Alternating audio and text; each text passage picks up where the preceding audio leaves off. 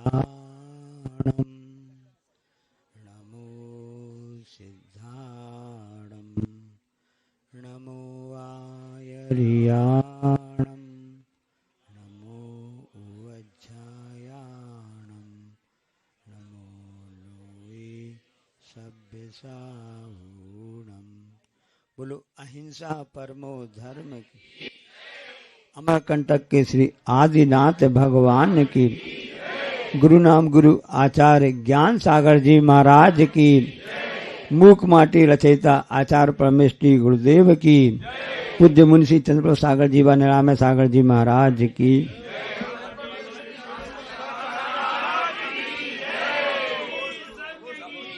प्रकृति अपने हिसाब से चलती रहती है। कभी पतझड़ आता है, कभी सावन आता है। प्रकृति में परिवर्तन होता ही रहता है।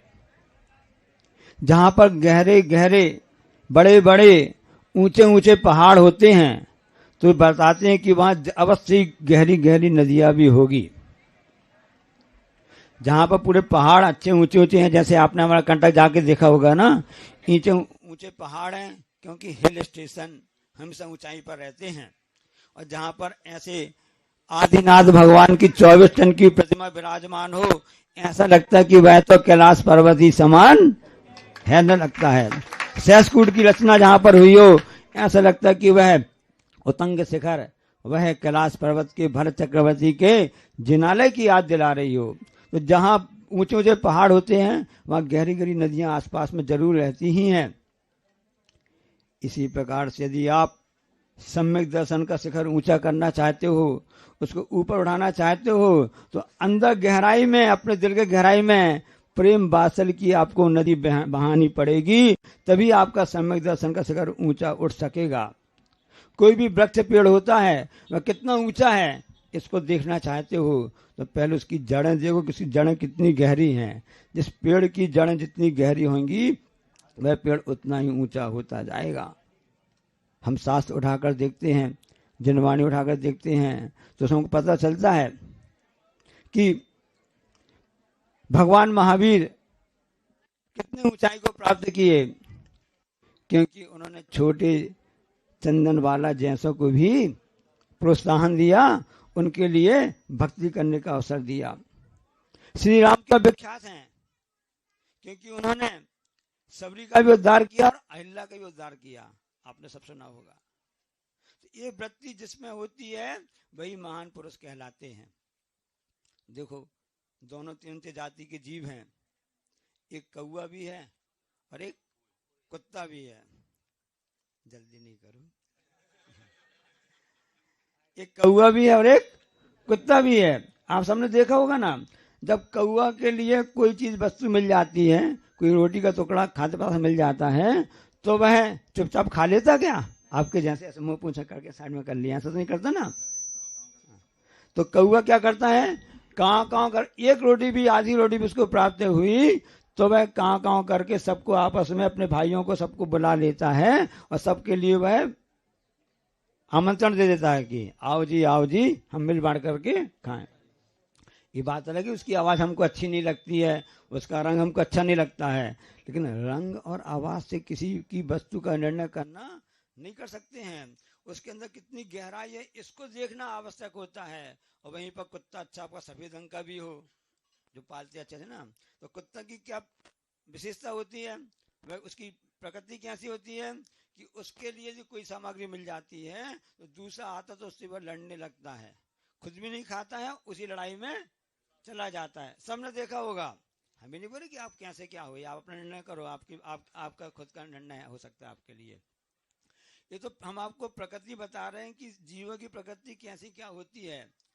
इसलिए जिसके अंदर गहराई में प्रेम वात्सल्य करुणा की नदी बहती रहती है, उसी का सम्यक दर्शन ऊंचाई को प्राप्त करता है, वही सत्य धर्म की परिभाषा है।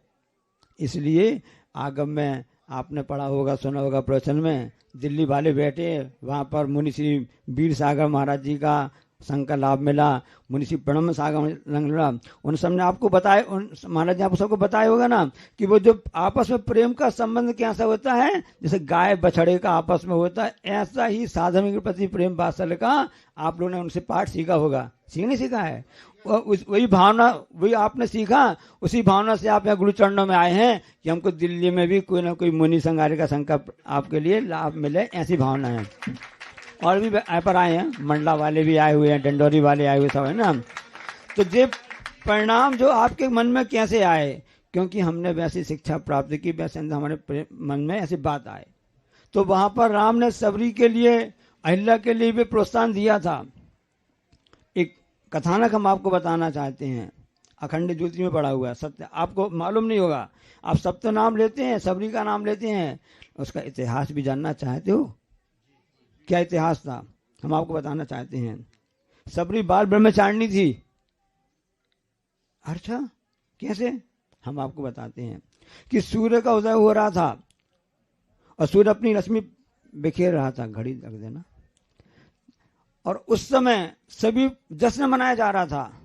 कैसा जश्न मनाया जा रहा था कि आज तो बहुत बड़ा फंक्शन होने वाला, बहुत बड़ा कार्यक्रम होने वाला है, क्योंकि आज तो शादी है, आज तो शादी है। और शादी भी किसी सामान्य व्यक्ति की नहीं है, जो उस गांव का मुखिया है उसकी बेटी की शादी है।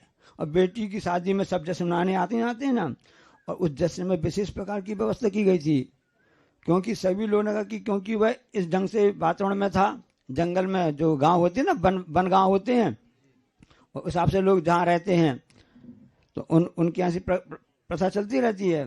तो प्रत्येक व्यक्ति आ रहा था अपने साथ में एक अच्छा सुंदर पशु लेकर के आ रहा था, क्योंकि आज मेरी मुखिया के बेटी की शादी है और प्रथा है कि जितना अच्छा आप जानवर लेके आएंगे उसमें मांस सबको भक्षण कराया जाएगा, परोसा जाएगा ना।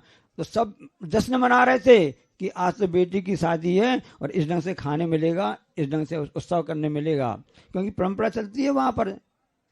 आदिवासी क्षेत्र कहलाता है। आचासी आदिवासी के लिए क्या कहते हैं? जो आदिनाथ भगवान के भक्त होते हैं, उपासक होते हैं, वो आदिवासी कहलाते हैं। अब संस्कार ऐसे नहीं प्राप्त हो पाए, जंगलों में रहते थे, हिसाब से रहते थे, और कुप्रथाएं चालू हो गई हैं, अंधविश्वास चालू हो जाता है। तो जब सभी लोग उत्सव कर रहे थे, लेकिन जो बेचारे प्राणी आए हुए थे उनकी आंखों में तो आंसू आ रहे थे। वो देख रहे थे अब मेरा समय अंत आने वाला है। लोग उत्साह से उसमें चाकू में और जो हथियार होते ना उसमें धार तेजी से कर रहे थे कि अब प्रोग्राम फंक्शन होने वाला है, हमारे मुखिया की बेटी की शादी है, अभी भावर पड़ेंगे, सब होंगे, हम सब जश्न मनाएंगे। वो इसमें डूबे हुए थे। और वहां दूसरी तरफ पशु जो थे वो अपनी गहरी दुख के कारण से अपने आप में हताश हो रहे थे। ये सब कार्यक्रम चलने प्रारंभ होने वाला था, तभी उस मुखिया की बेटी ने उस झरोके से देखा कि लोग कितना उत्साह से हैं, मेरी शादी में बड़ा उत्साह से लोग आए हुए। वहीं दूसरी तरफ उसकी नजर पड़ गई उन पशुओं की ओर। एक घटना हमको नेमिनाथ भगवान के और अर्जुन की तरफ ले जा रही है कि नहीं? ये तो नेमिनाथ भगवान कब हुए थे? 22वें तीर्थंकर भगवान नंबर है ना उनका है। ये हमको 20 नंबर के मुनिषदास भगवान उसके पहली घटना बता रहे हैं, उसके पहली घटना बता रहे हैं। आपका दिल कांप उठाएगा कि पहली घटना हो चुकी है। हाँ, पहली घटना हो चुकी है। ये भगवान राम के समय की बात है, जिसमें मुसलमान भगवान तीर्थंकर हुए थे। और उस समय जब उस बेटी ने देखा कि एक तरफ तो जश्न मनाने के लिए तैयारी हो रही है, एक तरफ निरीह पशु इस ढंग से काटने के लिए लोग तैयार हो गए हैं, उस बेटी ने उन पशुओं के अंदर की करुणा पहचान कर ली। मैं समझता हूँ सच्ची समझ दृष्टि तो वही उस बेटी थी, उसी जनजाति की उस बेटी थी। उसने देखा और ऐसे वो सुंदर लिबास में शादी का पूरी पोशाक पहनी हुई थी, उसी भेष में वह बाहर मंडप पर आ गई। यहाँ तो नेमिनाथ भगवान के साथ हुई थी, यहाँ बेटी की बात बता रहे, एक महिला की बात बता रहे हैं। उस मंडप में वह आ गई, क्योंकि वह प्रथा थी कि जिसकी शादी होती है उसमें सब ऐसे पशुओं के लिए इस दुख ऐसे दिया जाता है, सबके लिए परोसा जाता है। तो उसने कहा कि मेरी शादी होगी तब ये पशु कटेंगे। मेरी शादी नहीं होगी तो मेरे पशु भी नहीं कटेंगे। उसने उस भरे मंडप पर आकर के, उस पंडाल में आकर के घोषणा कर दी कि मुझको शादी नहीं करनी है। कोई जैन नहीं थी, कोई ब्राह्मण नहीं थी, कोई अन्य समाज की नहीं थी, वह तो एक जनजाति आदिवासी एक बालिका थी। पूरे इनके संस्कार होंगे उसके, कैसे होंगे? और उस समय उसने आगे जब घोषणा कर दी और उसने कहा स्वाभाविक है, जब ऐसा होता है तो जहां पर निर्णय ठोस होता है, मजबूत होता है ना, तो वहां पर किसी की भी नहीं चलती है। जीवन के किसी भी पल पर संसार में रहकर प्राणी, आप लोग त्याग नहीं है, मैंने आप त्याग कर दो, अब उसी बस कहो आप लोग। तो उसने उस समय बोला कि अब मैं क्या करूं? कुछ नहीं, मैं जंगल में जाकर भगवान का नाम लूंगी, सब करूंगी। अब आदिवासी व बालिका और उस हिसाब से जा रही है। कौन उसको? भील की, भील जाति की, क्योंकि भीलों की राजा की, वो उसके गांव की मुखिया की बेटी थी। अब भील तो अपन जानते हैं कैसे का होते हैं, लोग उनको सम्मान भी नहीं देते, क्योंकि शिकार आदि करते रहते हैं, सब दर्शन में व्याप्त रहते हैं वे लोग। और गांव के मतलब वो जंगलों के अंदर रहते हैं, कोई पढ़ाई लिखाई भी नहीं और कोई ऐसे उनकी सुविधाएं भी कुछ भी नहीं रहती हैं। अब इसके बाद वह भील की बेटी, उसका नाम था सबरी। उसका नाम क्या था? अभी उसकी जवानी की बात बताइए, आगे हम आपको बात बताएंगे। अब वो जगह जगह जाती रही कि मैं भगवान का नाम लूंगी, लेकिन जहाँ जब भी आश्रम में जाती, कुछ भी आश्रम में जाती, कोई उसके लिए कोई स्थान ही नहीं देता था, लिफ्ट ही नहीं देता था। पता नहीं कैसी क्या है, तो भील जाति की है। जैसे एकलव्य के लिए कहा गया था ना द्रोणाचार्य ने, ये तो मतलब क्षत्रिय पुत्र नहीं है, इसको हम शिक्षा नहीं दे सकते हैं। उसी प्रकार से सबरी के लिए किसी ने स्वीकार नहीं किया और जलते जाते चलती रही, एक मतंग वन पर पहुंची। मतंग वन है, उस वन में पहुंची। उस वन में जो ऋषि महाराज जी थे, उनका नाम था मतंग ऋषि थे। उन ऋषि ने उस बालिका के, उस बेटी के अंदर की भावना पढ़ ली, क्योंकि जहाँ भगवान की भक्ति होती है वहाँ ना ऊंच नीच होता है, ना धन वैभव की बात रहती है, ना अमीरी गरीबी होती है, ना उसमें कोई भी भेदभाव नहीं होता है। एकमात्र प्रभु की भक्ति, गुरु की भक्ति ही वहां पर मुख्य रहती है। उन मतंग मुनि ने, जो ऋषि थे वहां पर, उनने उसकी भावना पढ़ ली और उसके लिए कहा कि ठीक है, तुमको हम अपने पास रखते हैं, और उसको पूरी शिक्षा दी। उन्होंने कहा कि तुम ऐसी भावना भाते रहना, क्योंकि आपकी तुम्हारी भक्ति अपने आप पूर्ण होगी, क्योंकि तुम्हारी निष्काम भक्ति है, निरीह वृत्ति है तुम्हारी, है कि तुम्हारे लिए भगवान जरूर दर्शन देंगे। और उन्होंने घोषणा कर दी कि समय आने पर यहाँ पर बलभद्र, राम और नारायण, लक्ष्मण यहाँ पर आएंगे और तुमको दर्शन मिलेगा। अच्छा, ऐसी बात है। अब सोचो, वो सबरी, उसने सोचा हमारे गुरु महाराज कह रहे हैं, और गुरु महाराज कभी गलत कहते नहीं हैं। ये आस्था श्रद्धा उस भील की बालिका के मन में आ गए, और उसने उस तरफ से कहा अब क्या करें। तो प्रतिदिन अपने आंचल से उस सड़क को बहारती थी जिस रास्ते से भगवान आने वाले हैं। लोग क्या कहेंगे, अरे पागल है तो, ये सड़क कौन आएगा, इस जंगल में क्या करेगा।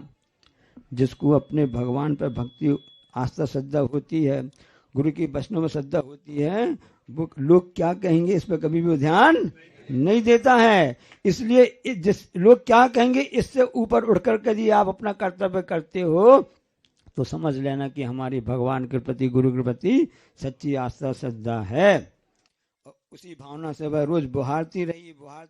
लोग कहते भी रहे, जंगल में जितने आने वाले, लेकिन वो अपना कर्तव्य तो करती रही, क्योंकि उसको गुरु के वचन में विश्वास था। हमारे मतंग मुनि, हमारे मतंग जो ऋषि जी हैं, वो हमको ऐसा कह के गए हैं, और वह करती रही। उम्र चलती गई, कितनी उम्र हो गई, सोचो कि उसकी जवानी हो गई, प्रौढ़ावस्था हो गई, वृद्धावस्था को प्राप्त हो गई, तब भी उसने अपना कर्तव्य, अपना आस्था श्रद्धा नहीं छोड़ी। हम तो ऐसे हैं कि सुबह से 1 घंटे दर्शन नहीं हो रहे हैं, पर दर्शन होंगे कि नहीं होंगे पता नहीं। तीसरे समय आए हैं हम, 1000 दूर चल करके आए हैं, दर्शन नहीं होंगे, यहाँ से जुगाड़, वहां से जुगाड़, इसको कहा, उसको कहा, कितना करते हैं। मैं आकुल व्याकुल हो लेता। हाँ ठीक है, हम समझ रहे हैं आपके मन में आस्था श्रद्धा इतनी दूर से आए हैं, है कि नहीं। तो देखो, उसने अपना पूरा जीवन उसने सिर्फ प्रतीक्षा में बिता दिया। क्योंकि उसको विश्वास था कि गुरु ने हमसे कह के गए हैं, उनके वचन कभी भी गलत नहीं हो सकते हैं। ये सबरी सोच रही है, वह भील जाति की वह बेटी सोच रही है, और जवानी के बाद बुढ़ापा भी उसके पास आ गया, लेकिन उसने अपनी श्रद्धा आस्था नहीं छोड़ी है। ये हम आपको बताना चाहते हैं। और सब जानते हैं कि वो सब करते रहे, और ये भी लोग वो कहते हैं कि वो पेड़ को चीखती थी, मीठे मीठे रख लेती थी। ये तो कथानक है। इससे हम ये आपको बताना चाहते हैं कि वह सबरी हमको उपदेश दे रही थी कि उसको फेंक देना, खराब कर्म होते हैं, व्यसन होते हैं, पाप होते हैं, एक खट्टे पेड़ जैसे हैं, इनको अपने पास नहीं रखना, इसको फेंक देना। प्रभु के चरणों में, गुरु चरणों में चढ़ाना चाहते हो तो मीठा मीठा चीज चढ़ाओ, मतलब बादाम वगैरह ये नहीं कि सिर्फ आपने मुनक्का किसमिस आपने चढ़ा दिया है, बल्कि अच्छे कार्य करो। मीठे फल का मतलब ये है, आप अच्छे कार्य करेंगे, सद्भावना करेंगे, प्रेम वात्सल्य रखेंगे, अच्छे कार्य कहलाते हैं, इसका फल भी हमको मीठा मिलेगा। इस सबरी हम सबको बताना चाह रही थी। हमने तो बोल दिया सबरी कैसी झूठे बेर खिलाती, झूठे बेर खिलाए भगवान राम को, उसने कहते ना, ये प्रासंगिक है, सिर्फ इस हम सबको बताने के लिए कि हमारा कर्तव्य क्या है, हमको कैसे करना चाहिए। और रोज आंगन बुहारती थी, इसी प्रकार से हमको भी अपने अंदर, मन के अंदर को, आंगन को बुहारना चाहिए। अब कहते तो दिल्ली वाले कह रहे हैं कि वहां पर संग कम आते, मर्ज कम आते, स्टूडेंट कम आ जाते ना, ये भजन भी गाते हैं कि हमने आंगन नहीं बुहारा कैसे आएंगे महाराज, हमने आंगन नहीं बुहारा कैसे आएंगे भगवान, एक भजन गाते हो ना। तो आंगन बुहारने वाली प्रक्रिया जो बताने के लिए हम सबको बताने, उपदेश देने आई है, तो वो सबरी थी, सबरी। अभी 2 दिन पहले हमको प्रसंग इसलिए याद आ गया, अभी 2 दिन पहले यहाँ पर कारो पानी एक गांव है, जहाँ अपने डिंडोरी जिले के पास में है, जहाँ पर अचासी के आशीर्वाद से 150 से ऊपर महिलाएं जो मतलब है आर्थिक से कमजोर हैं, जिनके लिए रोजगार के साधन कुछ भी नहीं थे, उन्होंने आचार्य की कृपा करके उनके हथकरघा, हस्तशिल्प, गोबर से आदि बनती बस्ती बनती ना, इन सब लोगों को अवसर दिया, और 10-15 हज़ार रुपये महीने वो कमाने भी लगी। वो पूरी 150 महिलाएं आई थी आचार्य के पास में, और हाँ पहले भी आई थी 25 दिन पहले, और परसों भी आई थी। तब उसमें से एक महिला ने खड़ो करके कहा था कि आचार्य श्री जी, हम तो सबरी के जैसे रास्ता देख रहे हैं, हमारे राम जरूर आएंगे हमारे गांव में। देखो वो अजैन महिलाएं कितनी आशा श्रद्धा से गुरु चरण में आस्था लेकर आई थी। तब मुझको लगा कि हाँ वास्तव में सबरी की भक्ति सच्ची होगी, हिसाब से होगी, तो पुरानी घटना भी अपने आप पुनः उसकी घटना पुनः से जीवित हो जाएगी। तो उसको कथानक लेकर मेरी बात दिमाग आया कि, तो मुझको ध्यान है कि अखंड ज्योति पत्रिका मैंने कथानक पढ़ा था, तो वह सबरी वास्तव में ब्रह्मचारिणी थी। सोचो आप, और जिसके मन में कितनी आस्था श्रद्धा भक्ति थी कि उसने भक्ति से भी अपने भगवान प्रभु राम को भी अपने घर में उसने बुला लिया। ऐसा होता है, इसलिए अपने आंगन को अच्छे बुहारना चालू कर दो। बाहर का आंगन तो बुहारो, है कि नहीं, क्योंकि प्रधानमंत्री मोदी जी ने कहा है स्वच्छ भारत, तो सही बात है ना। तो जब स्वच्छता जहां पर रहती है वहीं पर भगवान और विद्या का वास होता है। इस संस्कार तो बाहर से भी बुहारना है और अंदर से भी बुहारना है, यही हम सबका कहना है। और आप सबने लाभ लिया, इस ढंग से आप करेंगे। अब वो बालक था, बालक से पूछा तुम बड़े होकर क्या बनोगे, बच्चे से पूछा तुम बड़े होकर क्या बनोगे, तो बच्चे ने कहा मैं बड़े होकर के पागल बनूंगा। क्या बनूंगा? अरे कैसा कह रहा है लोग। अब तुम कहते बच्चे कि बड़े होकर के डॉक्टर बनूंगा, इंजीनियर बनूंगा, सीए बनूंगा, कलेक्टर बनूंगा, पुलिस ऑफिसर बनूंगा, या फिर कोई अच्छा नेता बनूंगा, या अच्छा क्रिकेट खेलने वाला बनूंगा, ऐसा कुछ बनूंगा। इतने कहते भैया मैं महाराज जी बनूंगा, मैं ब्रह्मचारी भैया बनूंगा, मैं पुजारी बनूंगा। कुछ तो कह देते ये क्या कह रहा है तू, पागल बनेगा, ये किसने तुमको सिखाया है। तो उसने कहा कि हाँ पागल का हमने सुना था, महाराज जी ने प्रवचन दिया था, जो पापों को गलाए तो पागल कहलाता है। अच्छा ऐसे बात है, तो आखिर तुम पागल कह क्यों रहे हो तुम। तो उसने क्या जवाब दिया हम आपको बताना चाहते हैं। उस बालक ने कहा पापा कहते हैं तुमको हम डॉक्टर बनाएंगे, मम्मी कहती हैं हम तुमको इंजीनियर बनाएंगे, और हमारे चाचू कहते हैं हम तुमको क्रिकेटर बनाएंगे, सचिन बनाना चाहते हैं, है कि नहीं। और हमारे दादाजी कहते नहीं हम तुमको अच्छा नेता बनाना चाहेंगे, अटल बिहारी जैसा, अडवाणी जैसा, मोदी जैसा ना, ऐसा नहीं। और से बुआ तो अलग कहती हैं, बुआ क्या कहती हैं, बुआ कहती कि मैं तो तुमको फिल्मी जगत में देखना चाहती हूँ। अब बताइए, अब मैं डॉक्टर बनूं कि इंजीनियर बनूं कि नेता बनूं कि ए बनूं कि वो बनूं, अब मैं इतने सारी चीज बनूंगा तो मैं पागल नहीं हो जाऊंगा। इसलिए उस बात को समझो, हम वास्तव में पागल बनना चाहते हैं तो प्रभु की भक्ति में पागल बने, गुरु की भक्ति में पागल बने, जिससे हमारे कर्म की निजरा होती है, जिससे हमारे पाप गलते हैं, वो पागल बनना सार्थक है। लेकिन दुनियादारी की बातों में उलझना पागलपन कहलाता है, उसमें हम न फंसें और हमारी भक्ति भी उसी जैसी हो जैसी उस भील की बेटी के साथ में हुई थी, जिसने सच्चे अर्थों में अहिंसा धर्म का पालन किया था और इतने पशुओं को जीवन दान दिया था। इसलिए उस जीवन दान का उसको फल मिला कि आज भी राम के पहले, भक्ति के पहले यदि किसी नाम लिया जाता है तो हनुमान के पहले भी सबरी का नाम लिया जाता है। हाँ, बोले अहिंसा परमोद, जावाणी के ज्ञान ते सूझे लोकालोक, सो वाणी मत अनुसादित।